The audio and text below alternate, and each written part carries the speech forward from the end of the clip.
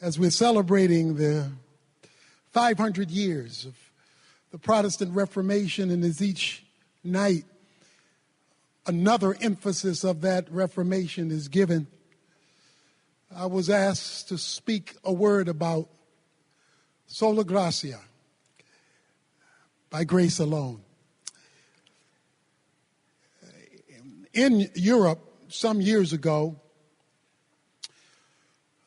in an asylum, a sanitarium, a test was set forth to determine whether someone was sane enough to be set free from the sanitarium, whether they had gotten enough intellectual stability to be let go. And one of the crude ways that they would determine this was to place the inmate in a janitor's closet. They would turn the water on and put a stopper in the sink. Let the water fill up the sink and run over. They would give the inmate a mop. They would tell the inmate to clean up the mess as the water ran over from the sink that had the stopper in it. They would then leave the room for a couple of minutes and leave the inmate alone, whose task it was to mop up the mess.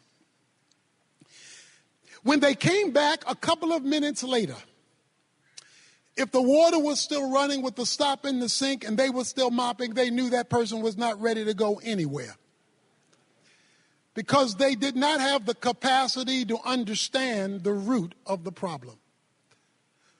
For hundreds of years, the church in darkness was trying to get people to mop up their sins through effort and merit, through indulgences.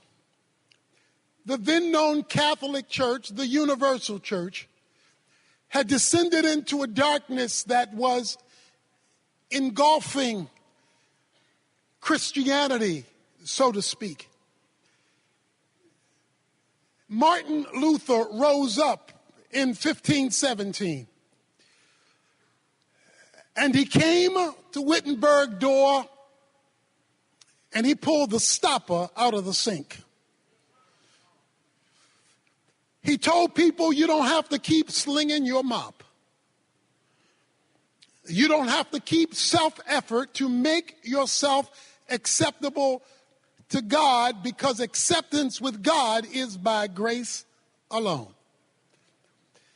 And that one of the five solas led to the Protestant Reformation, of which we are beneficiaries.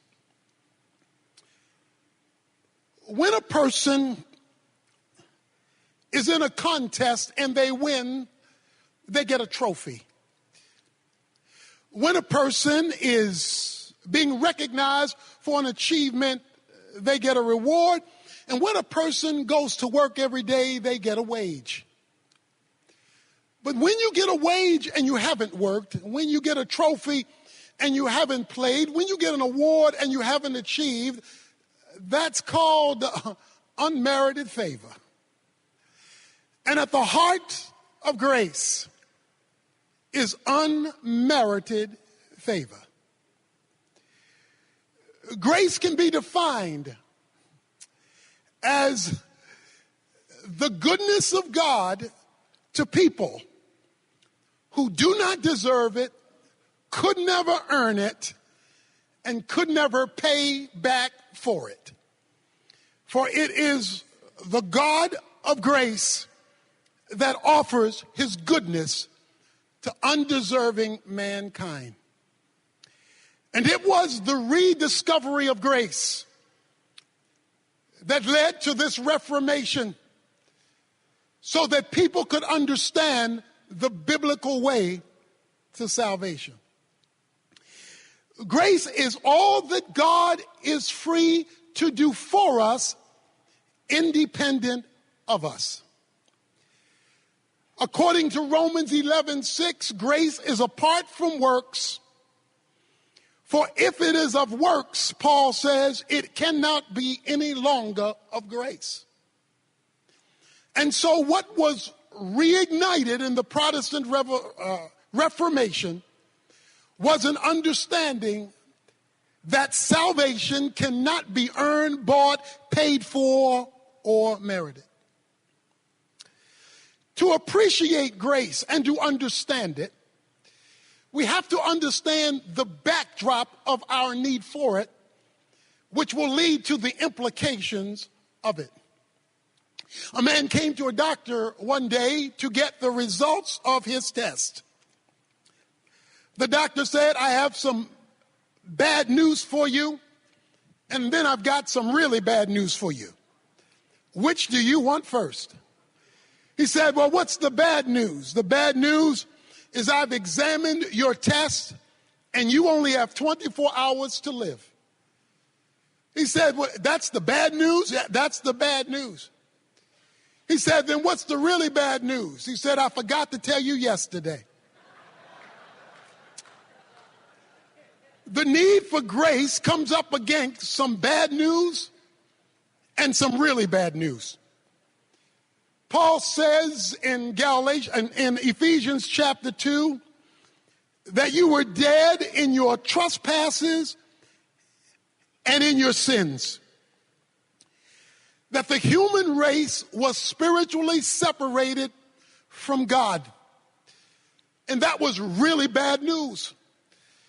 He goes on to say in those opening verses that the world, the flesh, and the devil had teamed up to condemn the human race to a virus called sin for which it could not heal itself. That no amount of human effort, no matter how well-intentioned, could solve the problem of sin in the human race. The Bible declares that all have sinned and fallen short of the glory of God. And he calls that spiritual death. Now, granted, we do that at different levels of decomposition. In the coroner's report, some are really dead. Some are sophisticated and dead. Some are rich and dead. Some are poor and dead. Some are black and dead. Some are white and dead, but all are equally dead, separated from the life of God. You know, in days gone by, funerals were very crude.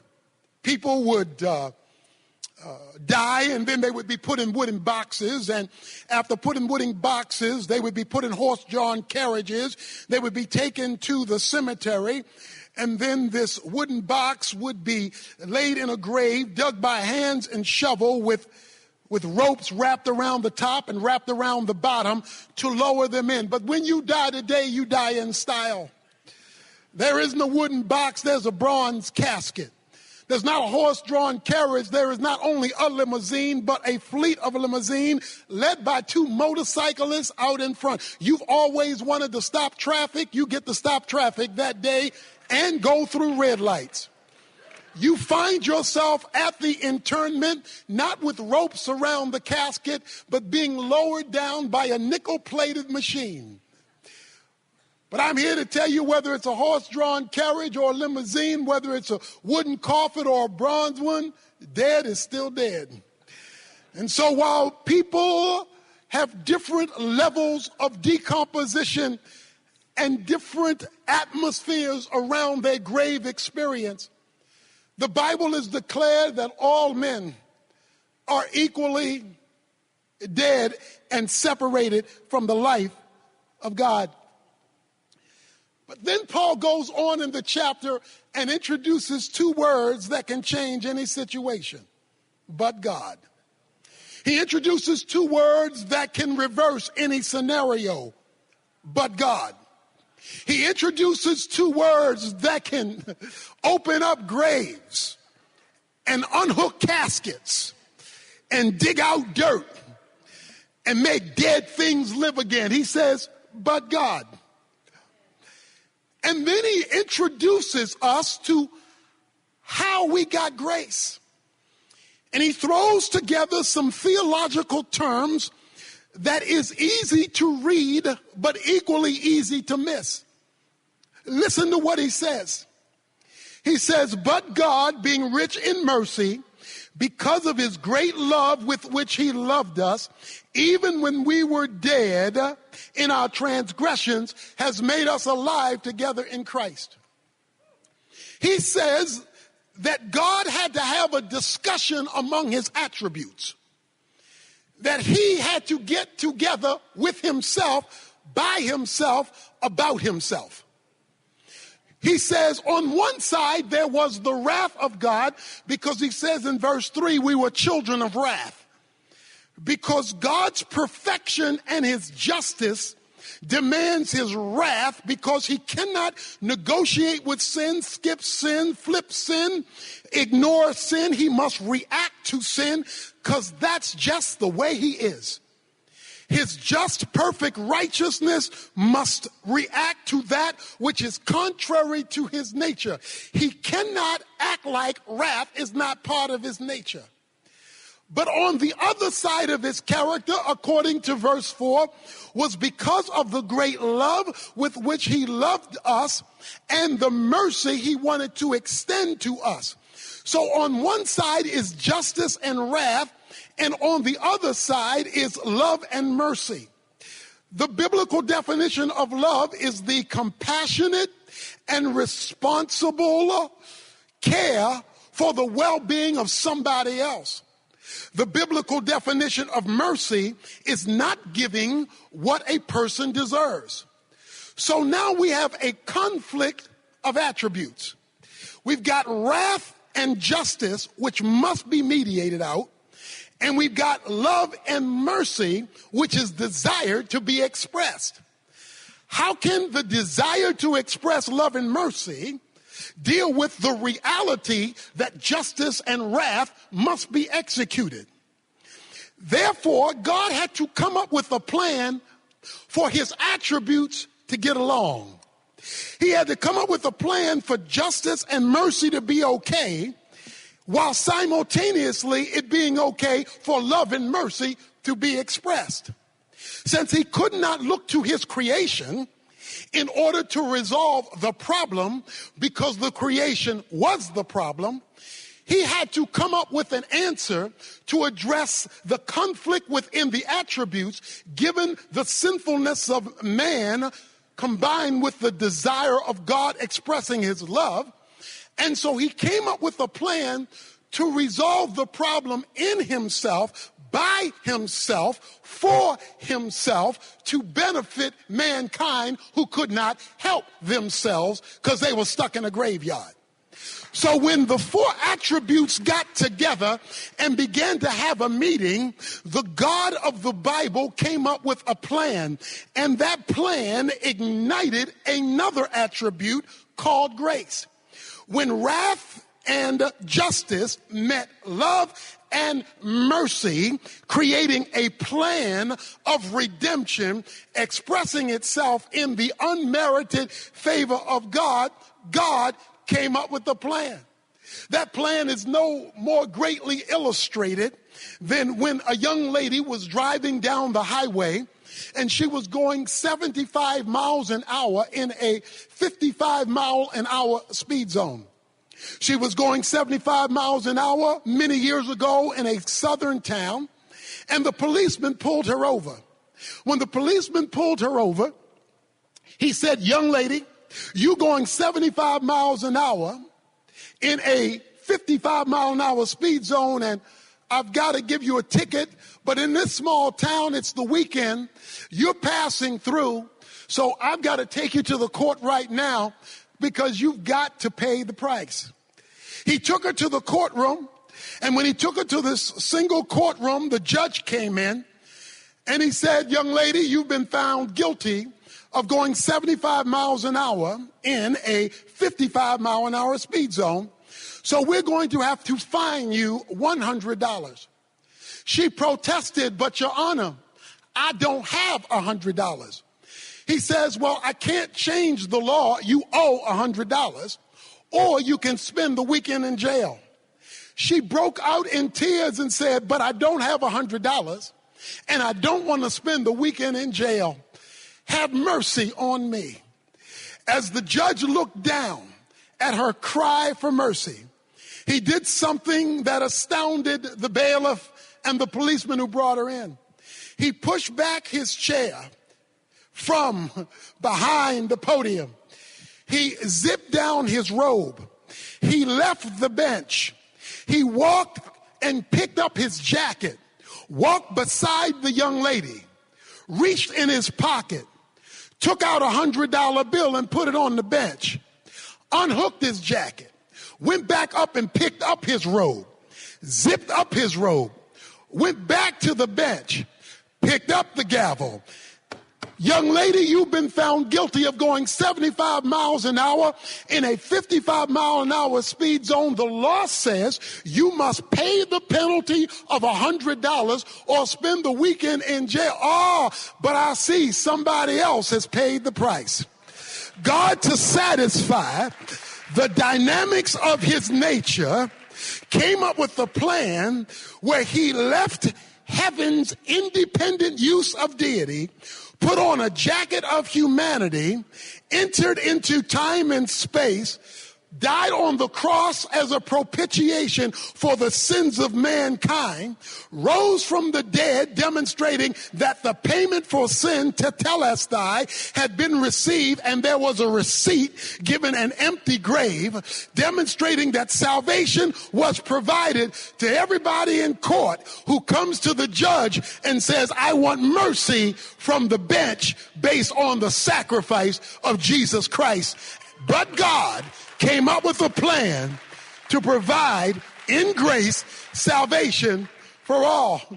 It reminds me of the two preachers who were going south, and they went to this small southern town.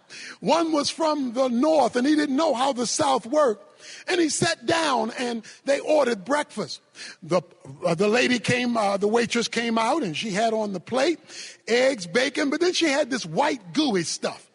He said, what's that white gooey stuff? He said, that's called grits. He said, well, wait a minute. I didn't ask for grits. And I'm not going to pay for grits. She said, I don't think you understand. You in the South, you don't have to ask for grits. You don't have to pay for grits. You just get grits. It's just the nature of what we do. The beautiful thing about God's grace is the Bible says it is made available to all men because he just gives it away and gives it away and offers it at no charge. In fact, if you offer to pay for it, your payment will be rejected, because once it's of grace, it can no longer be of works. And so he says, but God, being rich in mercy, was willing to make salvation available to all who come to Christ for it. Now, we're all here evangelicals. We all agree with salvation by grace. But when Paul wrote Ephesians 2, he was talking to people already saved. He was talking to people already on their way to heaven. Why is he talking to them about a grace that they had already received? Because Paul understood that what often happens in the life of believers is they start out with grace but then revert back to law. They start out with God's unmerited favor, but then they revert back to meriting something that cannot be merited. The Bible is clear that not only are we saved by grace, but we are sanctified by grace. That it is the grace of God that changes us after the grace of God has redeemed us. Many of our grandparents used a washing board to wash their clothes. They would scrub their clothes, and they would give all the human effort they had to get things clean. They would be tired and worn out, and the body would ache, not because they didn't want to be clean, but because there was so much work to make themselves clean, and then it could only be so clean because it was tied to their own human effort. But then through technology, there came a washing machine. And a washing machine forever changed how grandmother and her grandchildren got things clean. We no longer use a scrubbing board because we have something that has built in it a cleansing mechanism without all the human effort to make it work. What would you say to a grandmother for whom you purchased at no charge to her a washing machine who still insisted on using a scrubbing board? You would tell her she doesn't understand what she has. That what I have given you is much better than what you can pull off on your own. Often what happens in the Christian church is we tell people, let's get saved by grace, but let's get changed by law. When the Bible is clear through the Apostle Paul that once you have grace, you are no longer under law, because what law does is it tells you what's wrong, but it can't make it right. The law is like a mirror you go to in the morning to show you how jacked up you got last night. You go to the mirror and it shows you your hair's out of place, boo-boo is in your eye. You go to the mirror and it lets you know that you a hot mess. But you don't then take the mirror off the wall and wash your face with it. You don't take the mirror off the wall and comb your hair with it, because you know the mirror is only designed to reveal it. It's not designed to fix it. What God has so given us in grace, even after salvation, is a means to fix the very thing that the law condemns. But because we either do not understand grace, do not trust grace, or do not utilize grace, we do not experience the flow of grace. And Paul says in Galatians 5, verses 1 through 4, when you lose sight of what grace is, you fall from grace. And when you fall from grace, you are severed from Christ. So there are evangelical Christians who are cut off from Jesus Christ while they go to church, cut off from Jesus Christ while they have devotions, cut off from Jesus Christ while they sing praises, because they are living lives independently of a relationship with Christ by grace and not by merit. Now, when we understand this, he says in Galatians 2 that this grace that God has provided creates a relocation. Listen to what he says. Paul says, he says that when we were dead, he made us alive together with Christ. He raised us up together with Christ. He seated us together with him in a whole nother location called heavenly places. Now that's a favorite Pauline theological term, heavenly places. Heavenly places is a euphemism for the spiritual realm. In chapter 1, verse 3, he says your blessings are in heavenly places. In chapter 1, verse 20, he says Jesus is seated in heavenly places. In chapter 2, verse 6, he says we are seated with him in heavenly places. In chapter 3, verse 10, he says the church operates with the angels in heavenly places. And in chapter 6, verse 12, he says the demons operate out of heavenly places, because heavenly places is where the action is. Let me put it another way. Everything visible and physical is preceded by something invisible and spiritual. Everything visible and physical is preceded by something invisible and spiritual. So if you want to fix the visible and physical, you've got to address the invisible and spiritual. If you do not address the invisible and spiritual, you will not be able to address the visible and physical, because the visible and physical, which is the result of the invisible and spiritual, emanates from a whole nother realm called heavenly places.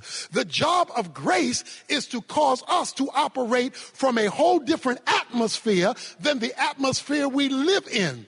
We live down here, but we're to operate from the atmosphere up there if we are to partake of the grace up there that has been disseminated for our responsibilities down here. And it is only when we grab grace at that level. In fact, he goes on to say in verse 7, grace is so spectacular, this thing that the Protestant Reformation got going and that we're still having to learn about, it is so awesome that in the ages to come, that is quadrillion years from now, when I meet you at the corner of Gold Street and Silver Boulevard, he says, in the ages to come, God will be manifesting his grace. Translation, you ain't seen nothing yet. Because God is infinite, he is going to expose himself, since there will be no competing sin, so that every day, in fact, there is going to be so much grace in eternity, God is wiping out night so that you don't miss anything. He's going to give you a glorified body that can't get tired.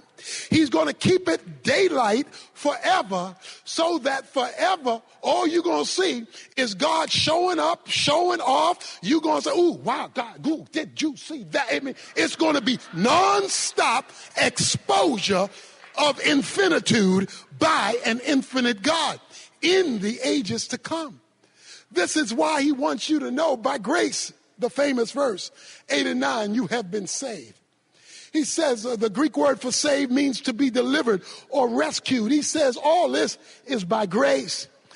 And it is by grace, and you are connected with him. You know, I've been a chaplain for the Cowboys, chaplain for the Mavericks. And when I do the Mavericks, they give me 4 tickets. They give me 4 tickets. I do the Maverick Chapel. I tell some of the guys in church, I say, don't go on your own. You come with me. Because if you come with me, they charge you $15 a car to park. You don't have to pay to park because you're with me and I get a free parking pass. So you come with me. That saves each one of you $15 from parking. When you come with me, we're not going through the general public entrance. We have a private entrance. And we have a private entrance because I can go through that entrance. But if you're with me, you go through that entrance too. Not because of who you are, but because of who I am. When we go downstairs, there's a 4-course meal. You don't have to go buy food like everybody else because I eat for free, but you're with me. And since you're with me, you eat what I eat at no cost to you because you are with me. We then go in and we watch the game. When the game is over and everybody else is in a hurry to leave, we're not rushing because we're not going the same way they're going. We're going up a private ramp, to a private elevator, out a private door, to a private parking lot, and we will be halfway home before most people have gotten to their cars, and that whole evening will occur because you're with me. So if you just hang with me, the rights and privileges of benefits that accrue to me, I can share with you, not because of who you are, but because of who I am. Jesus says, by grace, you're with me. And the rights and privileges of grace gets transferred to you, not because of who you are, but because of who I am. And if we would ever learn this thing of grace, that he says it is with him. So the point is, to experience more of grace, you must experience more of him. If you're in trouble with the law, you need more than a law book, you need a lawyer. If you're in trouble with a doctor, you need more. If you are unhealthy and need a doctor, you need more than a medical book, you need a doctor. If you are being attacked by criminals, you don't just need a penal code, you need a policeman. In other words, you need the visible manifestation of the book. Whatever's in that book, you need a living person to make that material in the book come alive to you. That is why Titus chapter 2, verse 11 is so critical. For the grace of God has appeared to all, bringing salvation to all men. And then he goes into, we look to Jesus Christ because he is the dispenser of grace. That is why what Nick is talking about is so critical, because the more Jesus you have, the more grace you get. The less Jesus you have, the less grace you experience. So it is the relationship with a person that allows him to dispense the grace that he offers, which is his sufficiency for the life that he's called us to live. Grace is like Niagara Falls. It just keeps on rolling. Fish don't run out of water, animals don't run out of foliage, and we don't run out of oxygen because of the abundant supply. And since God has got enough grace for you, your life, your ministry, your program, and he doesn't run out of it, that relationship allows him to dispense not only what the Reformation called for, salvation by grace, but sanctification by grace, sustaining by grace, transformation by grace. It's all about the grace of God when we operate from heavenly places. Now that the introduction is over, he throws a zinger in here. He's been talking for 9 verses about grace. He's used grace 3 times in Ephesians chapter 2. You're saved by grace. You're sanctified by grace. By grace are you saved, not of works. It cannot be merited. It's what God does for us, independent of us. That's the only definition of grace there is. The moment you add merit, it is no longer of grace. Then wait a minute. Then if that's true, what about my responsibility to work?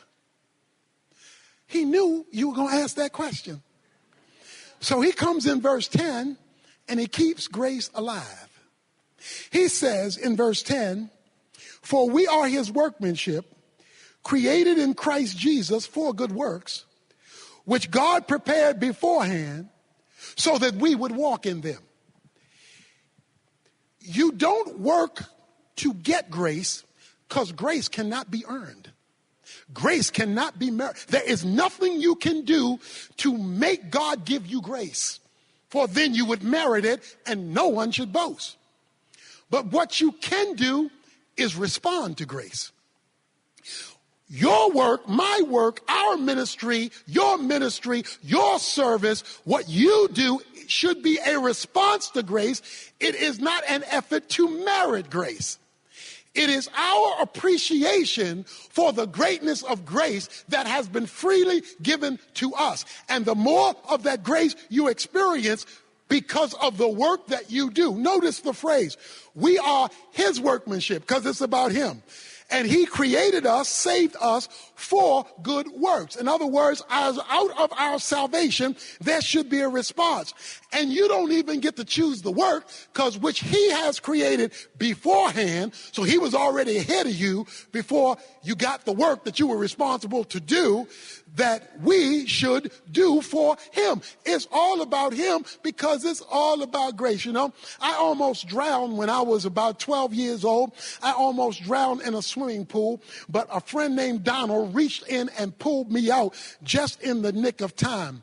I got so shook up by that experience, I went on to become a lifeguard. I became a good lifeguard 50 years ago and 50 pounds ago. I became an excellent lifeguard, and then I graduated to be a water safety instructor, because a water safety instructor trains lifeguards how to lifeguard. You see, when I got delivered from drowning, I developed a passion to deliver other folk from drowning. So having been delivered myself, I became a lifeguard and a water safety instructor so I could give to others the very deliverance that I had experienced myself. You see, when you never forget where God brought you from, when you never forget where you were drowning in the graveyard of sin and death, you can't help but show appreciation by becoming a spiritual lifeguard and delivering others through good works. Not to earn grace, because grace cannot be earned, but to respond to grace, because grace is great when it is given. He says that this grace is God. You know, there's a movie, The Hanging Tree. The Hanging Tree with Gary Cooper. This is an old movie. Gary Cooper is a doctor, and he's in an old western town. And this young man gets shot. And Gary Cooper goes, and Gary Cooper works with him and takes out the bullet and saves the man's life. The young man said, "Doc, you saved my life. What can I do for you?" The doctor looked at him and said, "Well, I tell you what, you can be my assistant. And you can be my assistant for the rest of your life, because that's how long you would have been dead if I hadn't saved you." when you understand that God has saved you for eternity, it's okay to give him a few years of your life in history, giving him an appreciation for the magnificent grace of God. When you understand grace and you respond to grace, as grace, you get more grace for God to do more in you, through you, for you. But when you leave grace, even when you're doing ministry, you get cut off from grace, and then you are severed from Christ. And so you do not experience the availability of the grace that God has given. While you can never earn grace, you can always access it. Romans chapter 5, verse 2, we access this grace by faith. So you access it, but you never earn it. And then in the last section of the book, I want to throw you an uncomfortable comment for some of you, because he doesn't leave the subject of grace. He throws in an adverb after talking about what grace is, after discussing how grace works, the union we have with Jesus Christ, and the flow. You know, when I was a boy, the way we took baths in the inner city of Baltimore was the way we went swimming in the inner city of Baltimore was the fire hydrant. Every Saturday, the fire marshal would come and flush out the fire hydrant. We put on our bathing suits and we go swimming. And we just let the water run on us as we were playing in the fire hydrant. But something always bothered me. I went to my daddy. I said, Daddy, that 3-foot fire hydrant, how does that have all that water? He said, boy, that fire hydrant doesn't have any water. It's underneath. It's hooked up to the dam. And the dam provides, through a pipe under the ground, the water you're getting out of the hydrant. When he explained that to me, I understood that their flow from the dam, which was much bigger than what I needed for my swimming lesson. That's how grace is. There's more grace than you can ever flush through your life. But when you open up that flood and God is able to flow to you and through you, because you are now being of benefit to others, you are now seeing what God can do that only God can do, for which only God deserves the glory. You're merely a hydrant through whom he can flow. And then he says, therefore. Somebody say therefore. Because see, whenever you see therefore, you need to ask what it's there for. Therefore always means in light of what I just said, in light of what I've just talked about, in light of what I just explained. That is, in light of my discussion about grace. And then he gets sensitive. Because he says, in light of what I said, he goes from verse 11 to verse 22, and he says, there should be racial healing in the church. He says, verse 13, but now in Christ Jesus, you who were formerly off have been brought near by the blood of Christ.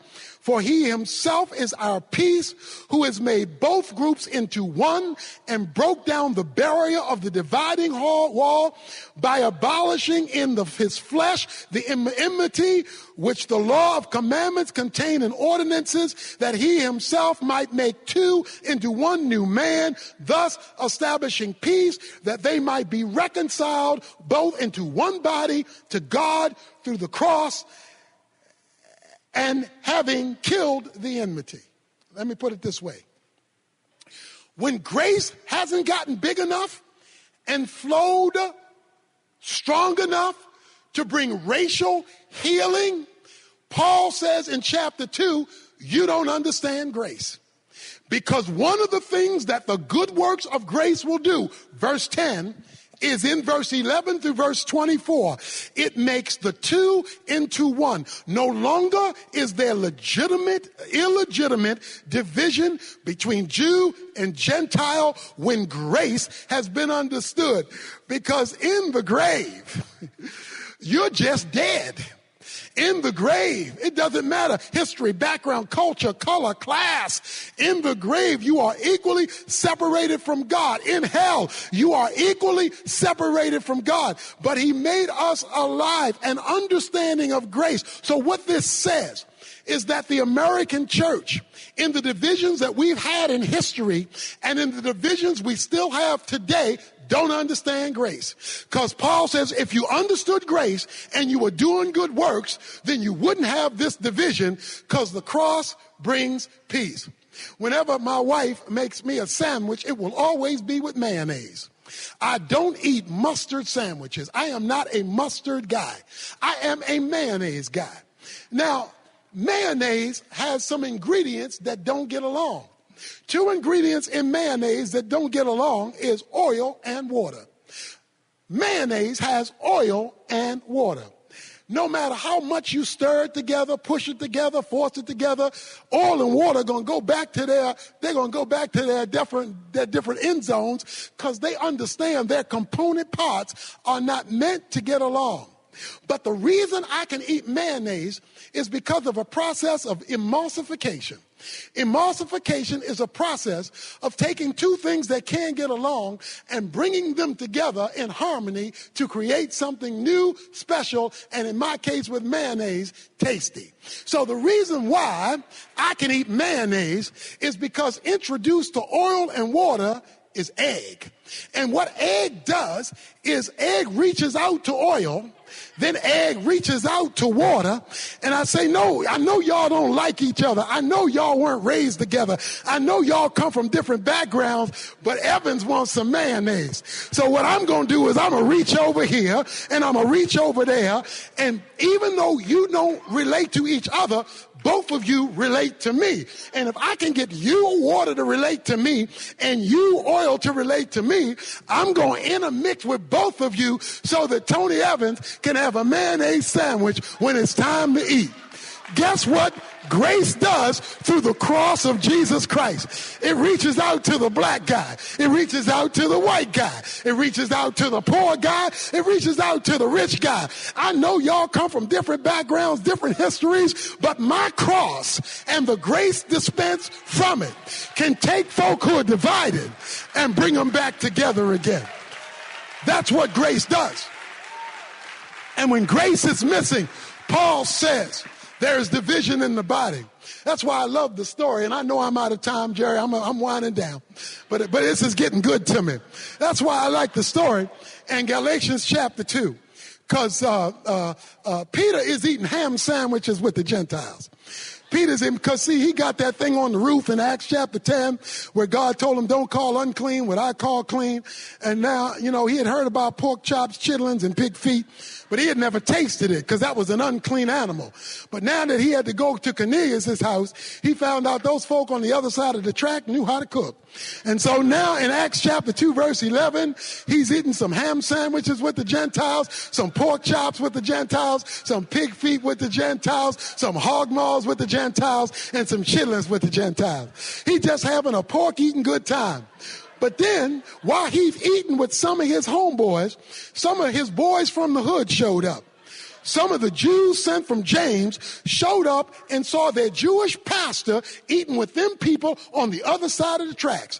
When he saw that, he said, I can't be with y'all anymore because I might offend my own race. So he got up and went back to the Jews in order not to let them be upset with him, because he was fellowship with these people over here. We got to live with them in heaven, but that don't mean we got to eat with them on earth. So Peter got up, and the mist in the pulpit is a fog in the pew. It says when Peter got up, the rest of the Jews who were with him got up. So they got up too. It goes one step further. It says even Barnabas was carried away by their hypocrisy. Not my boy Barney. Anybody but Barney.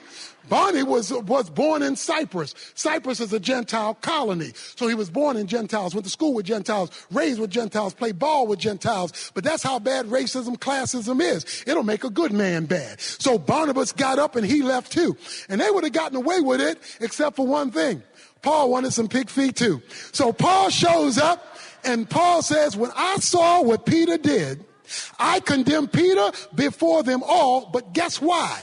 Not because of racial reconciliation, not because can't we all get along, not because of a seminar on race, not because of a unity holding unity candles. No, I condemned him because he was embarrassing the gospel. He was shaming the cross, and he was abusing grace. And the greatest verse on your identity in Christ, I'm crucified with Christ, nevertheless I live, yet not I, it's Christ who lives in me. The life which I now live, I live by faith in the Son of God who loved me and gave himself for me. That famous verse comes at the end of this story. See, everybody quotes the verse, but they leave out the story that led Paul to say the verse. That verse is Paul talking to Peter and saying, you don't know who you are, you've forgotten who you are because you've missed the cross, and when you miss the cross, you've killed grace. And so when grace is at work, the unity of a church is in focus. Grace is a big deal. It's a saving deal, a justifying deal.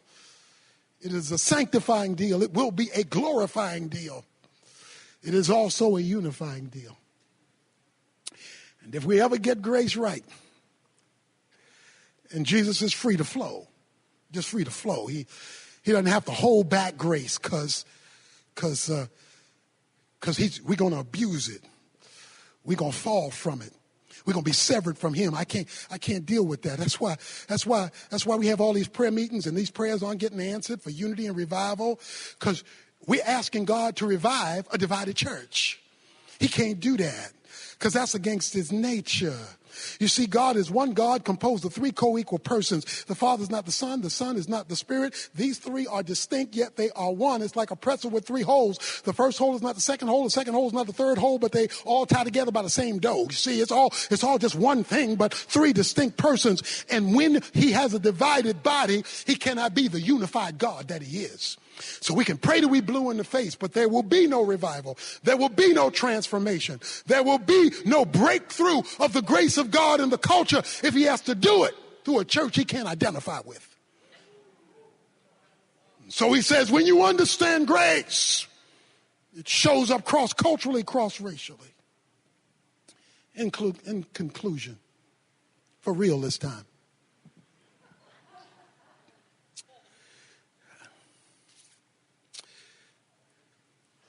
a lady had a major scar on her face. Major scar. Ugly. Her daughter would never invite her to any things at her school. She wouldn't bring any friends over to the house. She wouldn't do any of that because she was ashamed of how ugly her mother looked with this horrific scar on her face. One day her mother came to her and said, darling, why won't you ever invite me to your school functions? You never bring your friends over here. When I ask to meet them, you never let me meet them. Why? The daughter said, Mama, I hate to say this, but it's your scar. It's your scar. That ugly scar. I'm so ashamed. I'm sorry I feel that way, but I can't get over the scar. She said, son, daughter, have a seat. Sit down. Have a seat. Let me tell you about my scar. You were a baby in the crib. I was out hanging up clothes on the clothesline. I saw smoke coming up through the roof of the house. I screamed, my baby, my baby. And I rushed inside, and the smoke was engulfing my baby's crib. I picked up my baby to run out of the house. As I was getting ready to run out of the house, a beam collapsed and struck me on the side of my face as I threw you through the door. And it burned me. So you have to understand, every time you see this scar,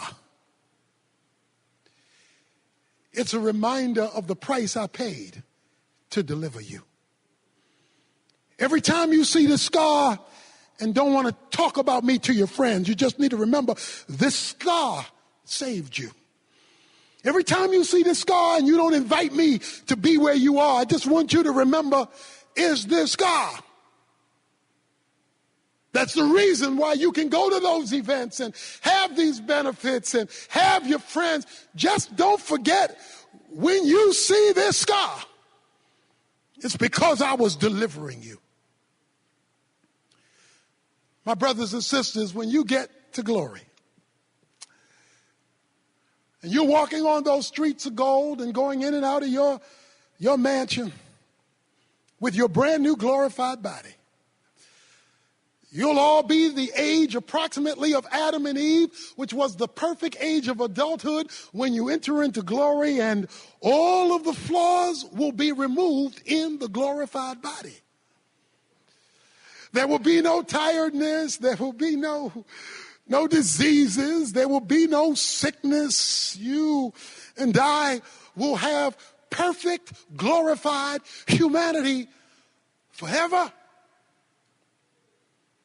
But there will be one scarred person in heaven.